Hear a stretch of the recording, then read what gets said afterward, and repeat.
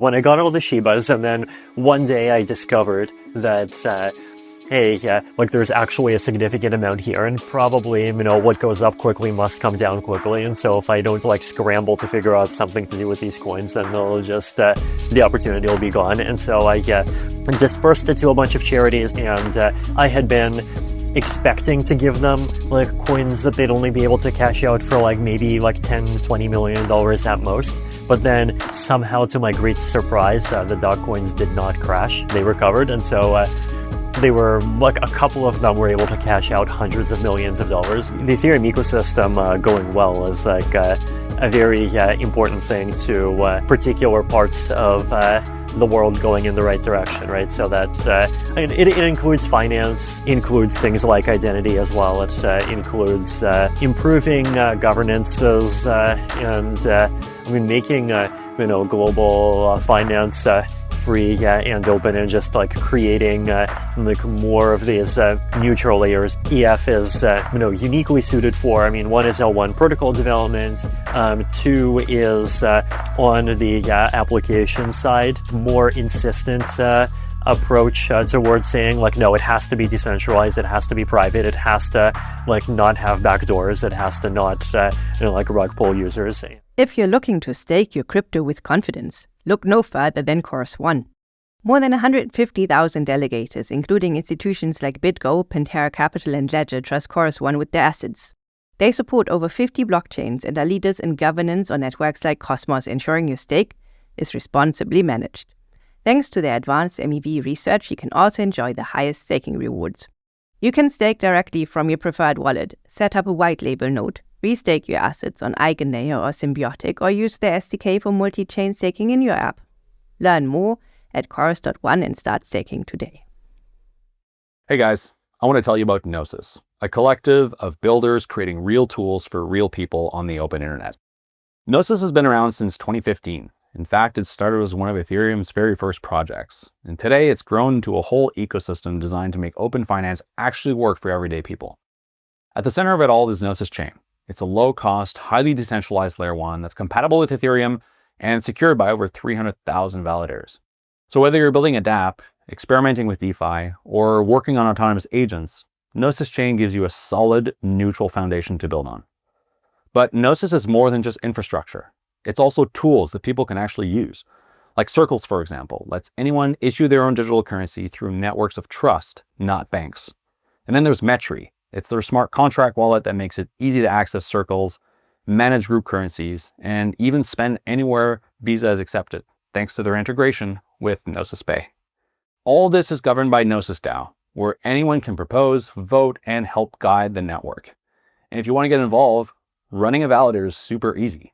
All you need is one GNO and some basic hardware. To learn more and start building on the open internet, head to gnosis.io. Gnosis, building the open internet one block at a time.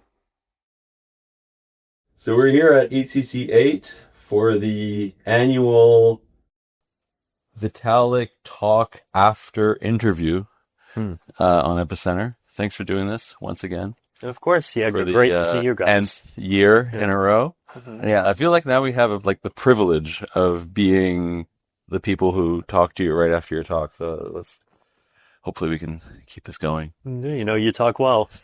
Well, once again, also like last year, we are between two ferns. You do not know the context, but we'll send you some examples, and you'll be inspired. So yeah, I'm curious. Maybe we can start there. Today, if you look at how you spend your time, if we have a pie chart, what does it look like?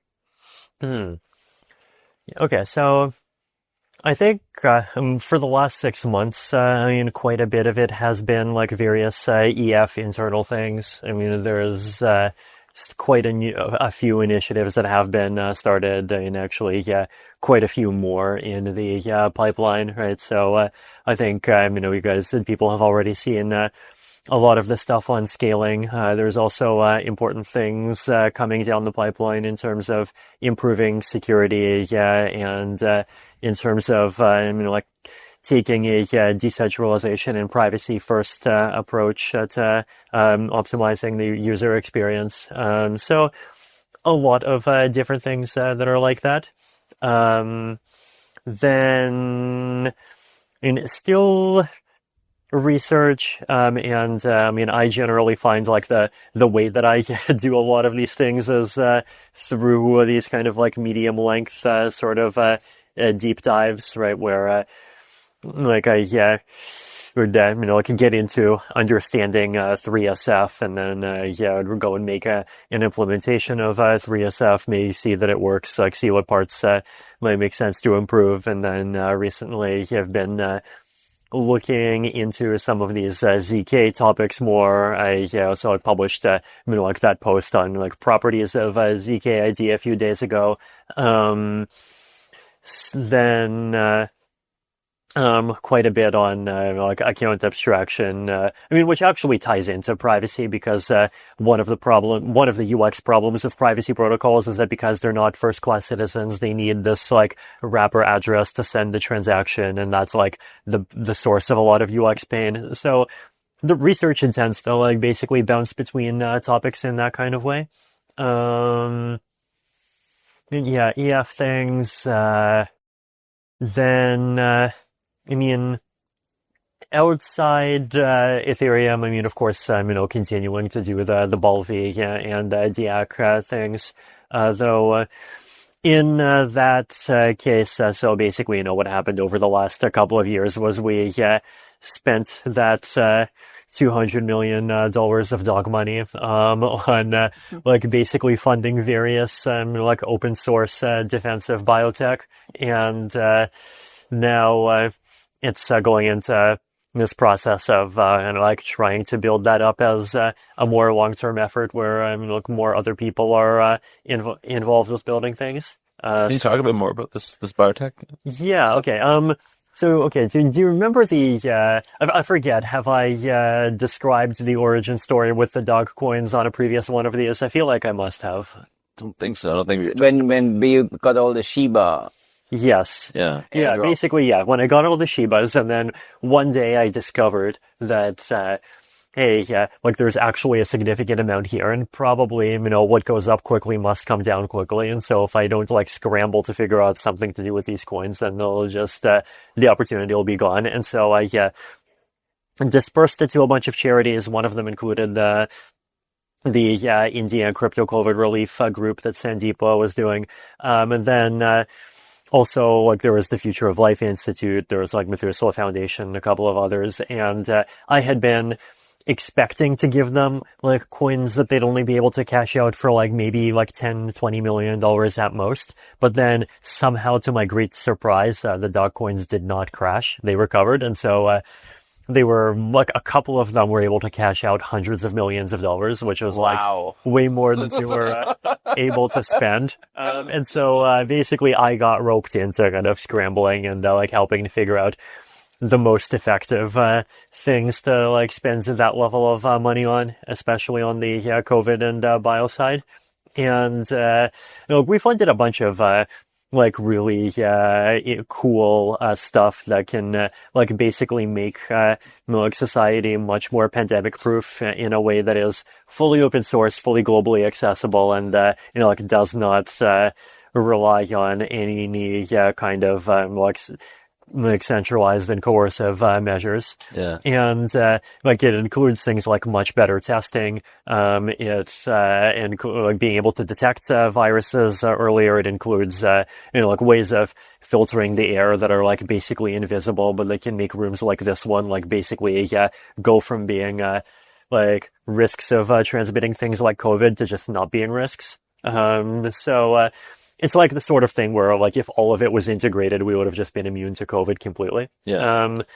And then there's also, like, stuff on sort of the level of the immune system where actually, 3 years ago, the discussion was about vaccines, and now it's like things have advanced to basically, like, much more, like, targeted ways of prompting the immune system that sort of, like, have more upsides and like fewer downsides and like much better reversibility at the same time. So I asked Grok before doing this, what were the lists of your top achievements in the last 5 years? And this was number 2. What was number 1? No, so What do you think number one was? I mean, I'm guessing the merge. Yes, the merge. I can't remember what number 3 was. I think number 3 was a kind of underwhelming answer. But yeah, do you think Rock is right? That number 1 should be the merge? Interesting. It is actually quite important, right? I think, and if you think back to like myself 10 years ago, and like asked like, hey, like, well, what would you think if you knew you'd be involved in an initiative that would directly reduce the Earth's electricity consumption by an entire 0.3%? I think, I would have. But I mean, mind you, you created that 0.3%. Well, this is true. Like, So it's back to zero. Well, it's debatable whether it was like would have been other proof of work coins anyway, or possibly it could have been other proof of other proof stake coins that would have done it faster. But it's still, compared to the counterfacts, like if we're just analyzing the span of those 5 years, it's a big deal. Then, so then on the biotech side, it's like actually, like a lot of super cool stuff. Actually, like even like things that will just like even be able to make like conferences go from being like crazy super spreaders of all kinds of diseases to just like not being that at all. It's like open source technology, fully accessible to anyone. It doesn't require like people to do annoying things and change their behavior much. And like it's it's only going to get more important over time, right? Especially as like the viruses keep getting crazier. So it was fun, and it was the fact that like basically a bunch of people trying to sort of like ape on top of Dogecoin and make their own thing just ended up funding all that. It was really fun. Yeah, one day there'll be like a Wikipedia article that talks about how a dog meme coin funded all of this, some biotech and disease prevention measures. So in your talk, you made a point that, maybe in the past, just like growing the crypto space was, inherently good. But at this point, we've kind of at the point where that's no longer necessarily the case. So when you think to your own motivation of working on Ethereum, what's the biggest driver for you? What makes you most excited to keep working on Ethereum? Yeah, well, I think, the thing that we need to shift gears to, right, is from basically saying something is by default worth building on because it uses blockchains, to thinking the things that are worth building on are the things that use blockchains, or use other technologies to have the best properties. Right. I think this is, true from, both sides, right? Like if you have, a blockchain thing that has, a backdoor that, can just be like ruck you at any time, then there's sort of no point. And then on the other case, if you make a decentralized ID system that like barely uses a blockchain at all, but at the same time, it, like really improves people's privacy and self-sovereignty properties, then like that's a win, right? I think, we need to go from, technologies first to going from, to going to properties first. Like that is the space that I think, really needs to be grown right now. Let me maybe ask the question differently. Like, you've been working on this for 10 years. You've spent like most of your 20s, I guess now you're like, in your early 30s, working on this. You've become fabulously wealthy. You would have the ability to spend your time on like any number of societally important things. Do you think that blockchain is the best use of your time? Like, at which point do you say, okay, I'm going to totally switch focus to something else? Or does that even happen?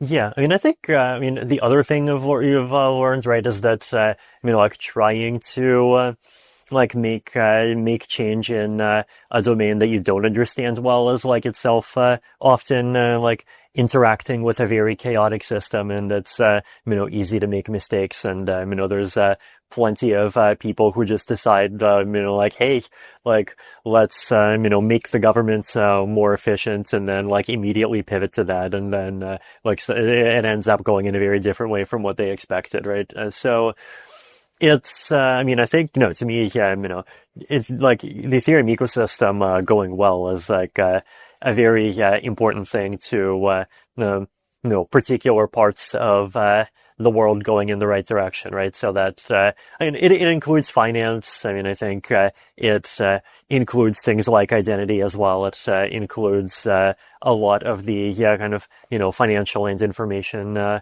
layer of the global tech stack. There are other things that are super important, right? Like the bio layer is important, and like I have been working on the bio layer. There have been and even like things like improving governance is important. Actually, in that case, I've sort of tried to push the Ethereum ecosystem toward being more something that can be really helpful on that side of things.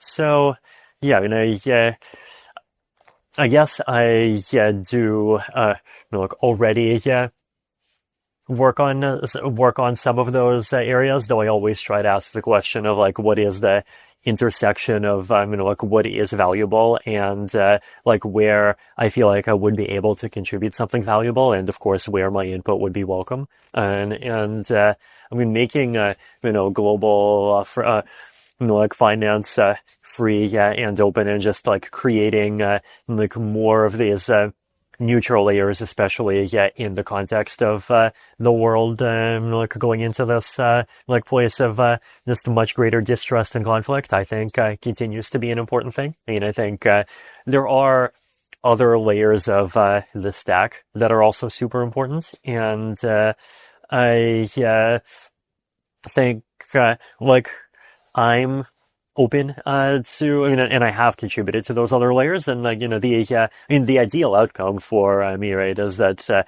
I think a lot of people in the Ethereum ecosystem, to the extent that they come into it for the same reasons that I come into it, then they would be persuaded by the exact same arguments that trying to look at those other layers of the stack is the right thing, right? And you see this in Bitcoin, for example, as well, and there's a lot of excitement around things like Nostr, which I think is a really healthy type of experimentation. So I think like us as a community is sort of expanding in the stack in that way, and like starting it from a kind of both the perspective of like what is the right thing for the world, and what is the right thing for like some concrete problems that we need to have solved is important. And like that second thing kind of gives us like measurable grounding to know if we're going immediately in the right direction. Let's talk about the EF a bit. So there's been a lot of big changes at the EF. Like what triggered the changes, and how would you describe, for those who haven't followed it too deeply, how would you describe the changes that happened? Yeah, so first of all, I'm hired two new executive directors, so Thomas Stanchek and Wang Xiaowei, and they've been doing a lot of the work on starting some of the new initiatives that people have already heard about, right? And that includes things about scaling, it includes things about security, it includes aspects of engaging with the ecosystem more, and a lot of other things that are still coming down the pipeline. So also, the board was also expanded, right? So it was myself and Aya and Patrick before, and Xiaowei is also there now. I think the underlying goal is to try to like continue to move the EF toward being this a long-term stable structure that has a clear understanding of like what is its role within the Ethereum ecosystem. And like that has to change over time, because like the facts on the ground about what the EF is doing and what people outside the EF are doing keep changing, right? And so I think earlier on there was sort of more pressure for the EF to kind of act as like this representative and coordinator of well, that was stage 2. First stage is like builder of Ethereum as a whole. Second is representative and coordinator of Ethereum as a whole. And we are moving toward a point where the EF is more able to like focus on representing the aspects of Ethereum that like not just the ones that are like weighted by importance, but the ones that are weighted by which ones is the EF uniquely able to do, and where it's most likely that they would not happen otherwise, right? So, and then at the same time, like maintaining kind of close links and having good relationships with other people in the Ethereum ecosystem that are doing other things. And so the aspects that like we think that EF is, uniquely suited for. I mean, one is L1 protocol development. 2 is, on the, application side, like taking, this, kind of like more insistent, approach, towards saying like, no, it has to be decentralized. It has to be private. It has to like not have backdoors. It has to not, like rug pull users. And, user experience is being optimized, but it's being optimized conditional on those goals. Like basically look at Signal for inspiration, not Telegram. And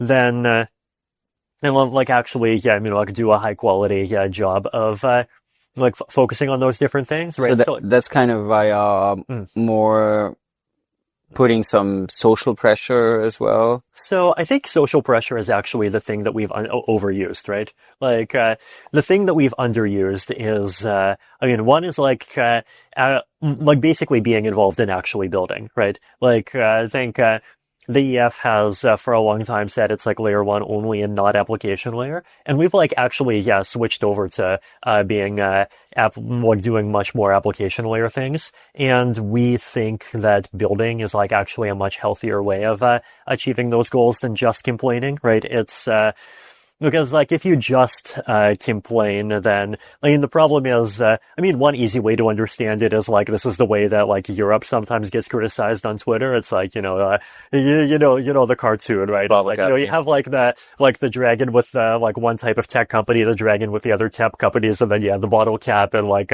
hey, we bring the regulation and we bring the fundamental values, but then like if you do that, but then like you don't have the startups of your own, or then, though that means like the EF actually building apps directly, or just not right. So not necessarily, apps, but being more involved on the wallet side is one example. What does that look like concretely? It could look like a lot of different things. It could like just actually directly building like software pieces that makes it easier to do kind of more complex things that include interop things between L2s, that could include privacy operations, that could include other things, and like doing all of that in a like very open source and like censorship resistant and kind of not intermediary dependent way is one approach. Like being more proactive in building standards would be the other. Like if we had to like send back information in a time capsule back to like 2020 and like change a thing about the L2 world, it probably would have been that we needed to set much clearer and like much sooner standards about like what the like asset issuance and bridging would look like, right? And so like contributing to building standards is one thing. Contributing to like different software packages is another thing. Contributing to like the development of like particular applications, which can happen in all kinds of different formats, is also one of those things. But this is one of those things that's still like really being fleshed out at the moment. Do you think the EF should have a more active role in doing things that help support the ETH price? And there was for those who don't know, there was an announcement here of this Ethereum Community Foundation, whose main objective is to support initiatives and things that would help increase the ETH price, including burn maximalism and a bunch of other things. Yeah, I mean, this depends on like what layer of the stack we're talking about. Right? I guess is it important? Like, do you guys think about the ETH price, and like, is it important for the ETH price in your view to? Yeah, I mean, I think there's a balance, right? Because on the one hand, obviously, yeah, if ETH drops by a lot, then it becomes harder to just like fund everything else that we wants to do, including both the EF and including all the other actors within the ecosystem. On the other hand, in a lot of the like focus areas, it's difficult to say what is the ETH price maximizing thing and and what isn't. The ETH price maximizing thing, like you have to have some kind of philosophy of like what the thing is that leads to higher ETH price, and at that point it's more like valuable in a lot of cases to just like focus on the philosophy directly, right? Do you have a view on, because obviously over its whole history, Ethereum has done like phenomenally well, but like, or the ETH price, but then in the last, few years, it is underperformed Bitcoin and Solana and a bunch of the other. Do you have thoughts on what is the reason for it? Again, I think to a large extent, like everyone's answer has to be, it's like very hard to say, right? Because prices are controlled by just like incredibly unpredictable things that like pretty much no one understands, and like like what even is your theory of the price of Dogecoin, right? And like every Severely underpriced. Exactly, yes. Yeah. Like basically every single cryptocurrency, like people make a meme of like, we need to focus on REV, right? But the reality is like every cryptocurrency is, like if you try to use the REV model to value it, you end up just like getting numbers that are way lower than the actual price for pretty much everything. And so then, we say, well, what is the other thing? And then it's, like the centrality of ETH in the on-chain economy and like that. Yes. So like that is something that, I think like research circles in general have started discussing more. Then, is every single cryptocurrency a meme coin to some extent? But then if it is, then like what even is the meme? So it's one of those things where I think you can't like be too confident on a specific view of like what makes ETH go up. The thing that you can do is you can identify things that are just like clearly true across a wide range of philosophies. So like one of them, for example, is that if the ETH L1 does nothing, and the ETH L2s can continue to like grow and dominate on their own, then like there isn't a direct way in which the ETH L1 exerts influence, and then there isn't any direct actor with agency to like actually support the value of ETH, whatever that actually means. And so that is the path to ETH becoming more and more irrelevant over time, right? So should you be more like Trump and tariff the L2s? Okay, so this is an interesting economic question, right? Because we have talked about like EIPs that make like push up the minimum blob price, and a lot of people are very open to that, right? And like basically saying the minimum blob price is some higher value. And then it's like actually great for aligning everyone's interests, because then it means that increasing the blob count would not be something that decreases the amount that the market pays, because if the price is at the minimum, then the only thing that can really shift is in any case is the quantity. The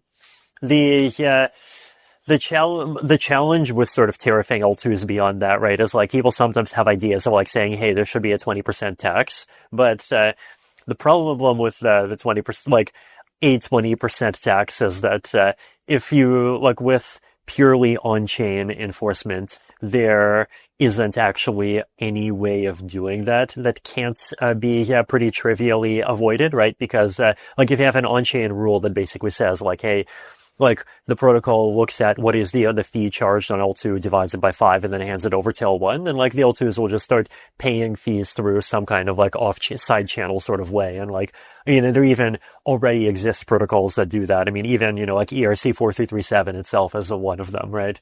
So it's, like, charging percentage fees is just not a thing that is practical for like that kind of static system. In general, having a higher min fee for blobs is something that I am quite in favor of. Having like stronger norms of issuing assets on L1, I'm in favor of.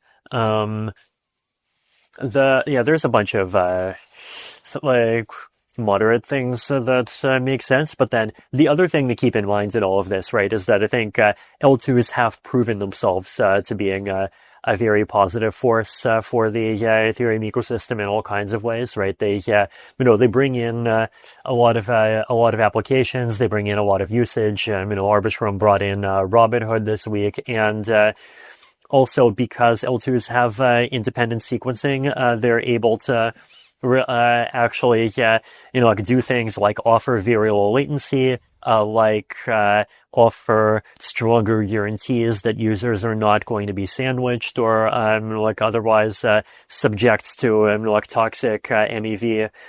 And that's like a thing that is fundamentally, harder for the L1 to do, right? Because, the L1, like, it has to have, open, decentralized block production. It's, going to have, slot times, they can be decreased somewhat from what, they are today, but like Ethereum becoming real time, I think is totally crazy, right? And I think, if Ethereum gets sucked into directly playing the HFT game as an L1, then to me, that just will fundamentally destroy Ethereum's soul, right? Because, getting into the HFT game does destroy your soul, right? And I think that's true for individuals. That's true for L1s as well.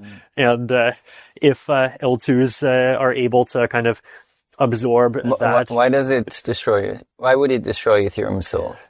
Because it's an extreme optimization game, and there is a general property of optimization games. That's kind of the Solana path. Right. Yeah, there's a general property of optimization games that if you optimize too hard for any particular measurable objective, then not only does it cease to become a target, but it actually diverges from the target in kind of arbitrarily unbounded ways, right?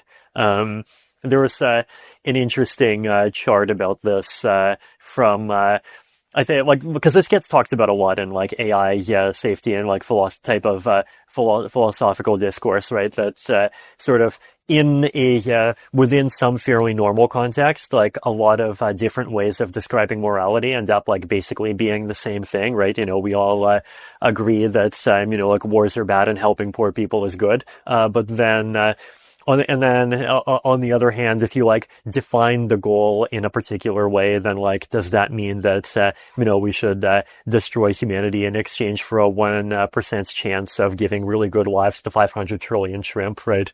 I'm sure people have seen these debates on the internet, right? It's okay, fine, maybe a more human analogy is okay. Well, but I'll give you a more human analogy, which is if you try too hard to get excellent scores on every single standardized test in school, then you just become boring across all other dimensions, right? Well, so it's I think it's that general type of pattern, right? And so to me, L2s are just a thing that is better at kind of absorbing that kind of load in a more encapsulated way. And L1, it does need to scale more and it does need to be faster, but it needs to have a role that's distinct. And do you think there should be native L2s?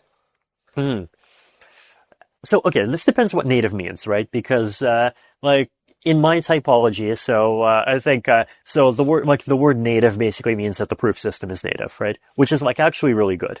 Then there's the question of, one is, basically, is your proof system the same as the L1s?